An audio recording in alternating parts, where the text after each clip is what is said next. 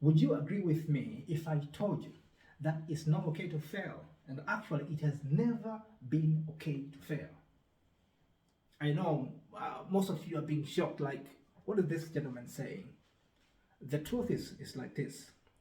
It's not okay to fail, and it has never been okay to fail. Why? Because failure costs you.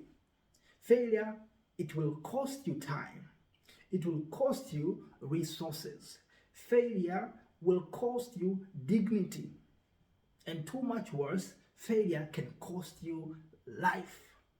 And actually, we have an example. I don't really recall, but it is said that I think it was Thomas Edison. He died in his own experiment. Why? Because he did something wrong and it costed him his life. But let's go back.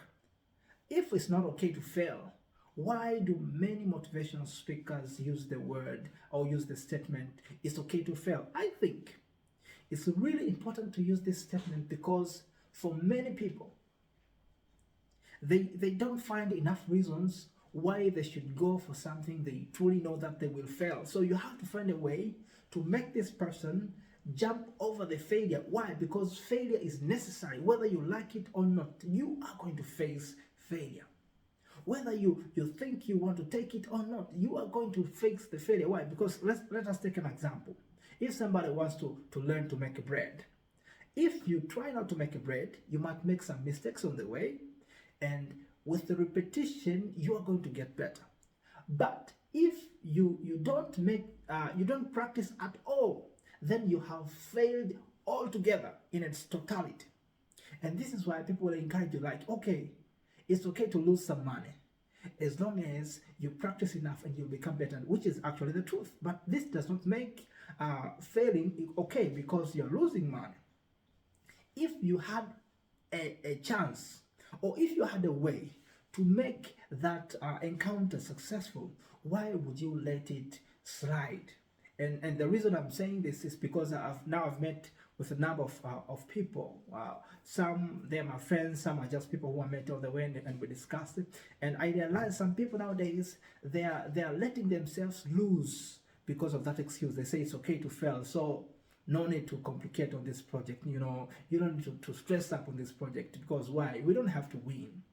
And one time I was listening to one of the speech from I can't recall his name, but he was talking about being in the in the boxing ring, and he said, now if you use this statement as an excuse of lowering down your defense and letting your enemy punch you. Why? Because it's okay to be punched, and later on you will punch back the enemy and he will fall. Be careful, because by putting down your defenses, and your opponent is now in a good shape and he throws really tough punch, and that punch comes to your face and knocks you down.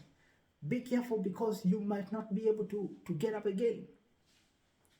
But when somebody tells you it's okay to be knocked down, they tell you because they know that if they don't tell you it's okay to be knocked down, you might not get in the ring. But in this world, you have to get in the ring in order to get what you want. Why am I saying it's not okay to fail? I'm saying it's not okay to fail because when there is a chance for you to make a guaranteed win, you have to make sure you guarantee that win. You have to make sure you prepare well enough. You have to make sure that you fight hard enough to win. This is the reason I'm telling you that it's not okay to fail. Why? Because if you let failure come, it's going to cost you. And it might cost you resources to strengthen you, to push you to your victory. Ladies and gentlemen, my main message for you today is make sure you put your focus on winning rather than on losing. Though failure is necessary, yes, because failure is there, whether you do it or not. And failure should not stop you from winning. Go over that failure and crush it if you can and if there is a way. Thank you so much for listening. I'm hoping to hear some feedback from you so that we can move forward together and take more victories. Thank you and bye-bye.